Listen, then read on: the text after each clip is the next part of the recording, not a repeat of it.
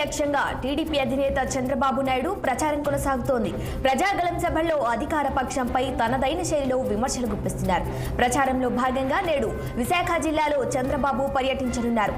పర్యటనలో భాగంగా పాయకరావుపేటలో పాటు గాజువాకలో నిర్వహించిన సభల్లో చంద్రబాబు పాల్గొననున్నారు.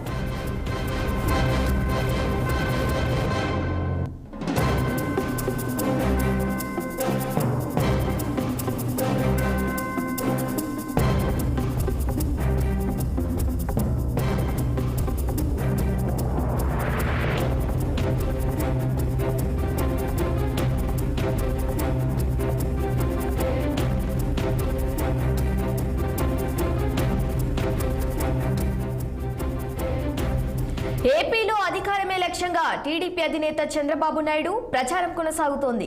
ప్రజాగళం సభల్లో అధికార పక్షంపై తనదైన శైలిలో విమర్శలు గుప్పిస్తున్నారు.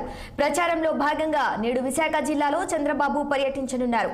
పర్యటనలో భాగంగా పాయకరావుపేటతో పాటు గాజువాకలో నిర్వహించిన సభల్లో చంద్రబాబు పాల్గొననున్నారు. ఇక ఇదే అంశానికి సంబంధించి మరింత సమాచారం మా ప్రతినిధి కన్నబాబు అందిస్తారు.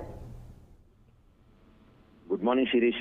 ఏదైతే ఉత్తరాంధ్ర జిల్లాలకు సంబంధించి ఎన్నికల ప్రచారంలో భాగంగా తెలుగుదేశం పార్టీ అధినేత నారా చంద్రబాబు నాయుడు ఉమ్మడి విశాఖ జిల్లా పరిధిలోకి సంబంధించి పాయకరావుపేట గాజువాకలో ప్రజాగళం సభలో అయితే పాల్గొనే అవకాశం కనిపిస్తుంది. అయితే దీనికి సంబంధించి ఆయన ఇవాళ మధ్యాహ్నం 12:55 గంటలకు హైదరాబాద్ బేగంపేట ఎయిర్పోర్ట్ నుంచి ప్రత్యేక విమానంలో బయలుదేరి సుమారుగా 2 గంటల ప్రాంతంలో విశాఖపట్నం చేరుకుంటాడు. అక్కడి నుంచి ఎయిర్పోర్ట్ నుంచి 2:10 హెలికాప్టర్ మార్గం గుండా పాయకరావుపేట చేరుకుంటారు. అక్కడి నుంచి సూర్యమహల్ సెంటర్ ఏర్పాటు చేసినటువంటి సభలో పాల్గొంటారు. అక్కడి నుంచి సభ అనంతరం కూడా సాయంత్రం సుమారుగా 4 గంటల ప్రాంతంలో హెలికాప్టర్ లో బయలుదేరి విశాఖ ఎయిర్పోర్ట్ కు చేరుకుని అక్కడి నుంచి రోడ్డు మార్గాన పాత గాజువాకు చేరుకుంటారు.